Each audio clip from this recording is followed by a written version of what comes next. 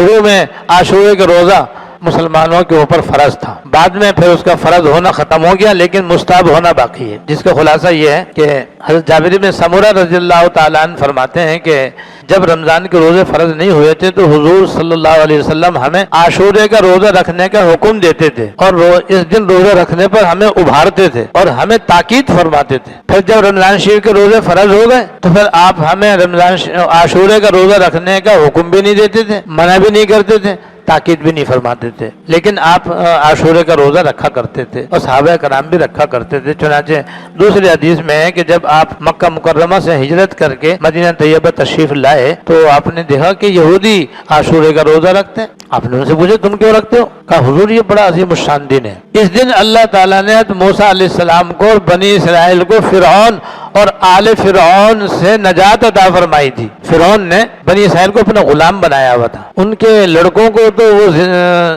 قتل کر دیتا تھا اور عورتوں کو زندہ رکھتا تھا، ان سے وہ غلام باندیوں کی طرح خدمت لیتا تھا۔ تو بنی اسرائیل کی عورتیں ان کی باندیاں تھیں اور ان کے بچے جو تھے وہ قتل کر دیا کرتا تھا۔ وہ یہ ظلم اس نے ڈھایا، اس کے علاوہ اور بہت سارے مظالم اس نے ڈھائے ہوئے تھے۔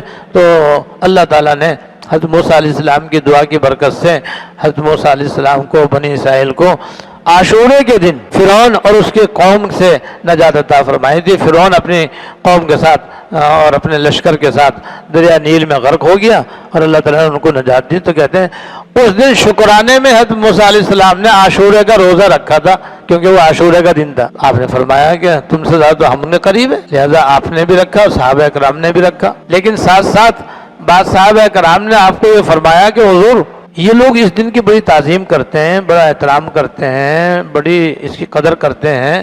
تو آپ نے فرمایا اچھا بھائی آئندہ سال اگر میں زندہ رہا تو پھر میں اس کے ساتھ 9 تاریخ کا روزہ ملاؤں گا اور 2 روزے رکھوں گا، یعنی 9 تاریخ کا اور 10 تاریخ کا۔ اس لیے افضل یہی ہے، افضل اور مستحب یہ ہے کہ جو مسلمان روزہ رکھے وہ 2 روزے رکھے، یا تو 9 اور 10 یا 10 اور 11۔ 9 اور 10 یہ 2 دن روزے رکھے، یا 10 اور 11 اس روزہ رکھے، 11 تاریخ کا اس کے ساتھ روزہ ملا لے، 2 روزے رکھے، تاکہ عبادت کے اندر بھی غیر مسلموں کی مشابہت نہ ہونے پائے۔ یہ ہے اس میں حکمت اور نکتہ کہ حضور نے عبادت میں بھی یہودیوں کی مشابہت گوارا نہیں فرمائی، اور فرمایا کہ اگر آئندہ سال میں زندہ رہا تو میں 2 روزے رکھوں گا، تاکہ یہودی 1 رکھتے ہم 2 رکھیں اور ہمارا 2 رکھنے کا عمل ان کے عمل کے مشابہ نہ رہے۔ ہماری کیسی